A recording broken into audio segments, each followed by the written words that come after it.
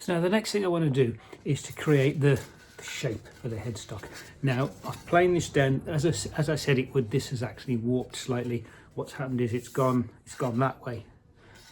So I've taken a little bit more off there to flatten it again, because obviously that moves the point of the nut as this goes up and down. You don't want to take too much off, because that'll get too thin. So that's a good reason to leave a little bit extra on this corner. But that's done. So the next thing I want to do is to make a template that I can use to cut the headstock out.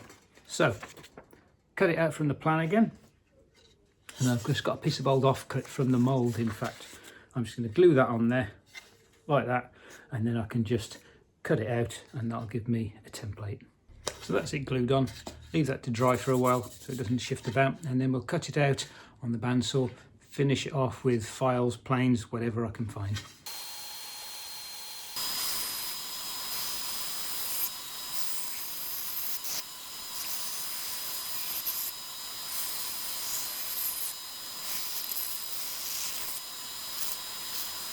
So again, if I don't have a bobbin sander, these things again, these cheap things, into the drill, and then I can use that to bring this down to the line. First of all, I've got a bit of wood with a hole cut in it that I'll put there, and let's get that done.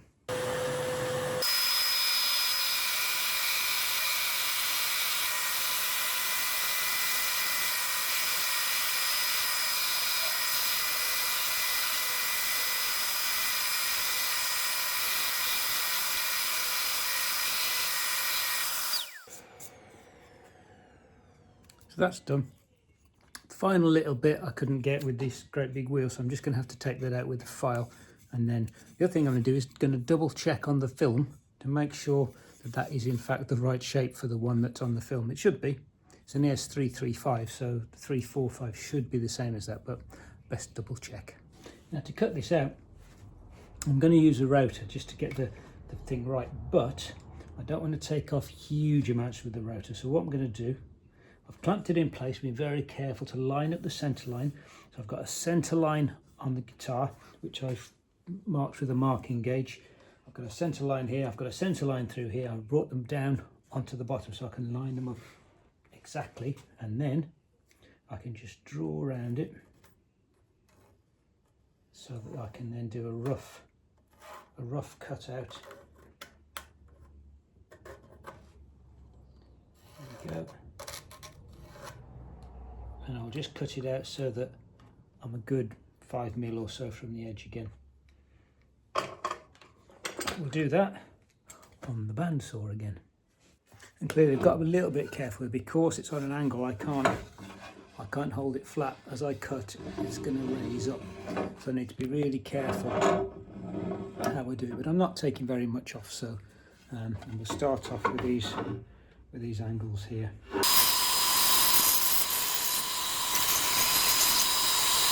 Now, in order to cut around it with the router, I need to fix the template onto the guitar nice and accurately. So what I've done is I've clamped the guitar neck into the workmate, and I've got a clamp on here which stops it pivoting, because that's where I'll be putting the force. So that's nice and solid. Now I need to attach this. Now I could clamp it, but the problem is the clamp is going to get in the way of the router.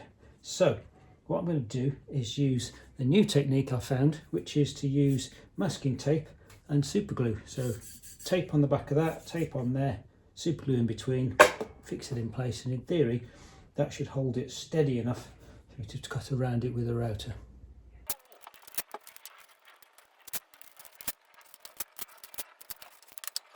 So there we go, I've put a nice generous amount on, and I find that using gel super glue seems to work quite well with this technique. So make sure there's no lumps and bumps in it, and then generous rubbings of gel super glue, and then very carefully I'm going to line it up, the front and the back. And I've also got it lined up exactly on the nut line there, so it should match exactly with the pencil lines that I drew, which it does. Okay, And I think it's pretty important to get this right, otherwise the whole thing will always look skewed. So double checking everything, because it's easy enough to rip it off and put it back on again if it's not right. That seems to be it. Okay, we'll let it dry for a little while because I do not want it moving, and then we'll come back and we'll cut it. Now to do the routing, I've only got one router bit that's got a bearing on the top. The others have all got the bearing on the bottom of the flush cutters. So it goes into this massive router, and I'm just trying it, and to be honest, the weight of this router compared to this tiny little contact area, I don't think I'm going to be able to keep it steady. I think I'm going to need to use the small router, otherwise this is going to happen, and if this happens then it's going to cut in and it's all going to be wrong. So I think I have to pause for a few days while I get a new router bit for the little router. Now on a Gibson, the truss rod is a piece of metal, and essentially it curves up through here and there's a big nut on the end. Now that's a lot of work because you've got to cut a channel which is deep here and it curves upwards to be shallower here, and you've got a knot break through the bottom. The easier option, which is the one I'm going to take, is to use one of these modern truss rods, which is a dual action one. So essentially there's two pieces of metal, a flat one and a round one. You tighten up the end and you basically change the length. So you squeeze this and either it bends outwards that way or that way. So if you lengthen the rod at the bottom, it bends upwards. If you shorten the rod at the bottom, it bends downwards. So it gives you that dual action if your neck starts to bend in the wrong way. So that's quite useful. And this is a 460mm one, so taken from the plan, and it's going to go something like that down the center line, and it's going to be just short of this. So on the headstock there'll be sort of a cutout into which you can put the Allen key to adjust that. So that will have to be drilled through. So I need to cut a rebate from about here down to about here to fit this in. It's got to be a perfect fit, and it's got to be so that this is just level with the surface, so that then I can put the fretboard on top of it and the whole thing will be clamped. So first things first, let's cut that hole, cut that rebate. Starting off, classic piece of plywood. This is about 15mm, just something that I had. Piece of wood on the back so that I can put it down like that and clamp it. Now I've drilled some holes in it, and those holes match up with the screw holes on my router, so I can put the router underneath here so that I just have the bit sticking up here. Now you can see this table's been used for a bunch of other things, including this was the one that I used for cutting the stripes onto the inner faces of the front and the back. So this probably needs to go. I'll see when I set the rest of it up. But the next thing is to add the router. There we are, that's set up under the table, and I just had the relevant sized bit, which is, remember, a 6mm. Find a piece of wood with a straight edge, you can run it through the planer just to make sure. That's going to go there, and this is going to run along it. So this gap then, so this here is my square face, so that's the face that's going to run along. So it's going to be that way, and that's going to run along there. So thankfully I haven't chopped any of the sides off. That's why you leave it straight till this point. So it's going to run along this. So I need this measurement here to be the same as the distance from the center of this to the edge of this board. So let's measure it as accurately as we can. Almost exactly 40mm. So center of that to where I want this, and I'm going to make a pencil mark because I need this to be accurate. That's going to be here. Roughly clamp this in place. I can now take my measurer, set to the right depth, and I can measure that line and just move the wood until it fits. Good to go. And the next thing to do is figure out where the end stops are. So I want this to be in about this position. So just allowing enough for that to poke out. So that's pretty much going to line up with the nut, I think, and then the hole through. So I want the groove pretty much from here to about here. Okay, and I'll draw those on with my square, making sure to do it from the right edge.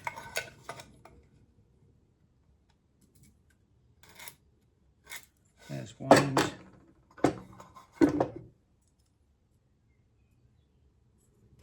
And here's the other end.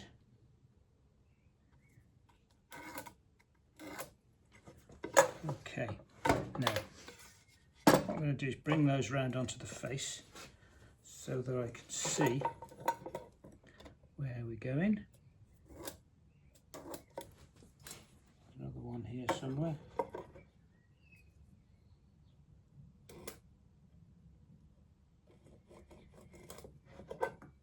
Okay,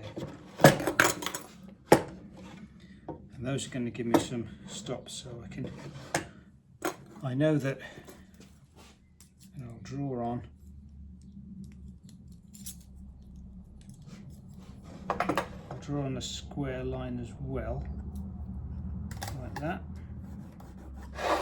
So then I know when the marks line up, I'm lined up with the thing, and I can drop that down, take it across, and stop when those two marks line up. Okay, but before I do that, I'm going to get a piece of scrap wood. I'm going to cut a groove in it to make sure that it's in the right place and that the width is correct. So let's try this out, and as ever, mask and eye protection. There's the groove. I can try this in it. And that's a nice tight fit, so that's the right size for the groove. And now I just need to measure it and make sure that it's the right distance here to the centre, which it is. And now ready to go with me actual bit of wood. So I'm looking at the marks that I made, double checking that the marks are correct. So what I'm going to do is line this up, drop it down, go along till I get to the second mark, and then I'm going to stop the router. That's my plan. Now making sure that I'm going to be running it along the marked edge, the square edge, because that's what I've been measuring everything off. Here we go with the real thing. I'm going to take it down very small steps. I'm not going to go to the full depth because I also need to cut the hole at the end.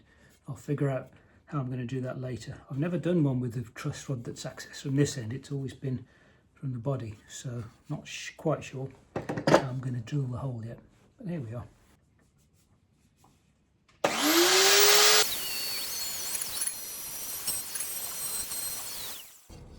And here we are. Here's the first groove cut. Just check that this is going to fit into it, which it does. And then almost fits at that end. And then I think I'll probably take it just a little bit further down on the next pass. And the next thing to do is to slowly increase the height of the router bit by bit as we slowly approach the right depth.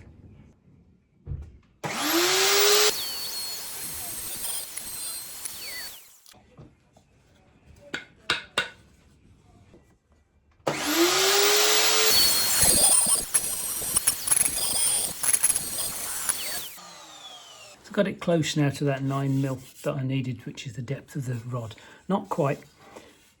Now, measuring the rod, so the top of the rod's going to be flush with this part, and this bit is going to be the bit for the hole, and I measured the distance there, so from the top of this to the middle of the hole, and then I've measured, put this against a straight edge and measured until there's a 6mm, and that comes out where I've drawn this line.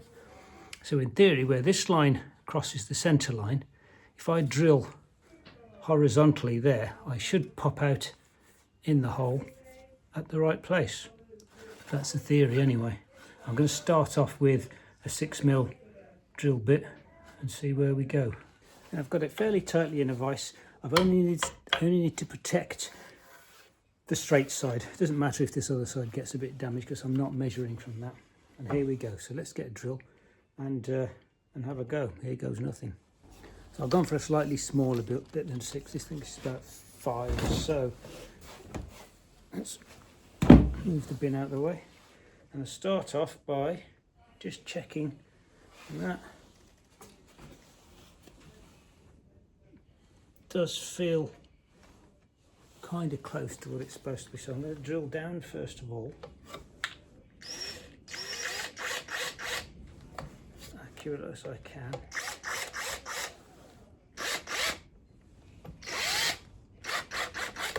Just to give me a starting point.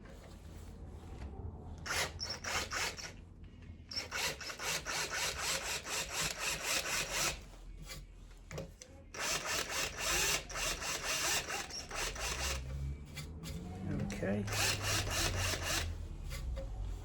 Now then, in theory, if I drill across from there, I should be at the right depth.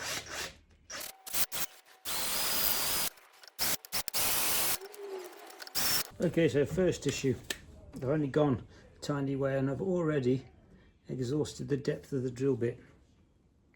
This could be more of a challenge than I thought. I'm going to need some very long drill bits. So where are we? Let's have a look. We're pretty close to breaking through. So that hole's looking okay. I'm going to try the bigger drill bit now. This is a 5, I think. I'm hoping the 6 will be a little bit longer. Here we go again. Slightly bigger drill bit. So I'll do the sounds I did before. And then drill bit to the very end of the drill. Let's see if we can break through.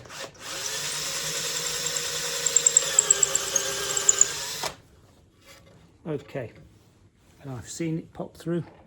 We have a hole there. It's come through slightly deeper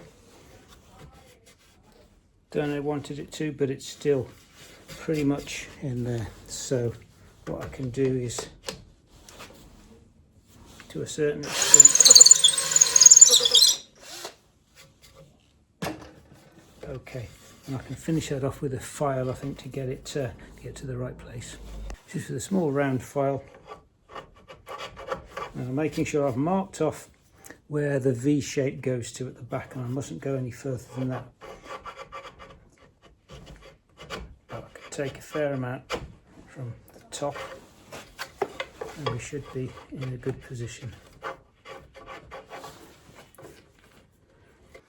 The other thing I know is that there's sort of a semicircle from this hole, and if I mark it out along the top, it looks like it runs from here, and then there's this kind of V shape, so I can hollow out some of this shape as well, and that should help me to fit this hole through. So I've drawn it in pencil from the plan.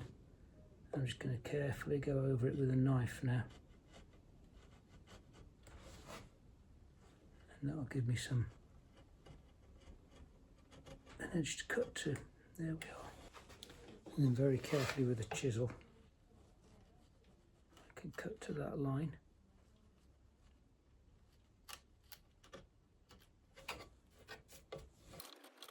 And I can start to drop it down. I'm going to go inside the lines,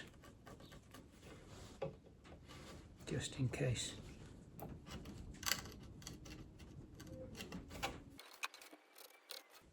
And then eventually there's a little cover that goes across the top of here. Okay, it's finally through. So what I've done, you can see, I've dug the channel, I've made nice chamfers on the edges here. I'll clean this up a little bit, and I've pushed the thing in, and it's just accessible there. So we should be able to get an Allen key in there. And at the other end, I've had to widen these slightly because the end is slightly wider than the channel. And again, at this point, I've had to widen that slightly. But there it is. It's slightly proud, so I need to take another maybe 1/2 mil out of that channel. So I'll take it very, very slowly now as I bring that down and get that perfectly lined up. So now that's done, I had a quick look on the web at the little covers that go across the top. Lo and behold, it's a little bell shape with the screw that goes in here and the screw that goes in here where I've cut away all of the wood. So that's helpful. I should have looked at that before I cut the hole, really. That would have been the sensible thing to do. So what I'm going to have to do is build a little bridge across. So I'll get a little bit of wood with the curve in it. So I'll drill a piece of wood, cut it in half, and then I'm going to glue that across the top such that I can still get me a little thing in, but it'll come to about there. So I can then, I mean, it won't show on the final thing particularly because obviously there's going to be a black veneer going on the top of here, a couple of mil thick. But I'm going to need that extra for the screw to go into. So I'm going to have to do that now. That's a little bit frustrating, isn't it? So now I can get the truss rod in, I can get a feel for how much more I need to lose. And it's about, yeah, a tiny, small amount. So let's remove it. If I can ever get it out again. There we are. I can now, I've still got this set up so I can just take another couple of passes, very, very small amounts, and then bring it down to the right depth.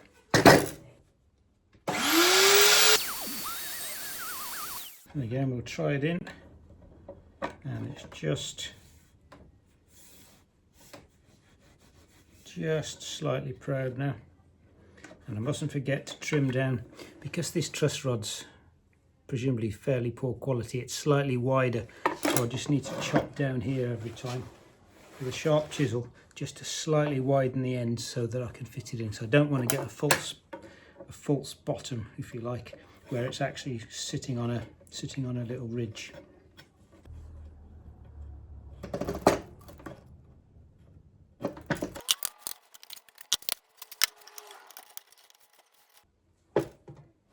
Okay, that's in. That is flat at both ends, pretty much level. I'll probably get a straight edge just to make sure. And it actually looks slightly down in the middle, but that's fine because it sags a little bit. So, yep, there's no rocking there. If you've not seen one, I can show you what the action of the truss rod does. So you take the little plate off, you put the Allen key in, and then turn it one way. Which way is it to turn it to make it come up this way? Oops. Turn it, and you can see what's happening. It's coming up in the middle. If I turn it the other way, if I can get the thing back in. Turn it the other way, that'll go down again.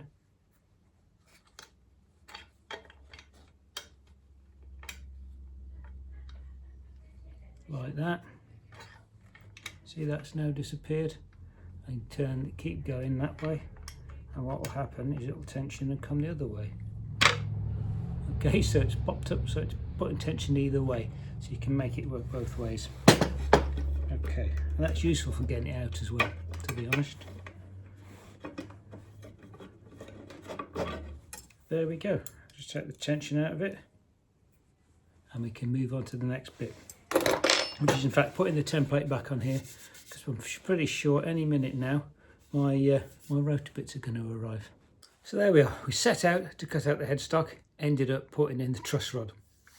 Okay, so hopefully that was useful. Hopefully you enjoyed it. If you liked it, please press like, blah, blah, blah. And then also if you want to subscribe, feel free to press that button too. And maybe I'll see you next time.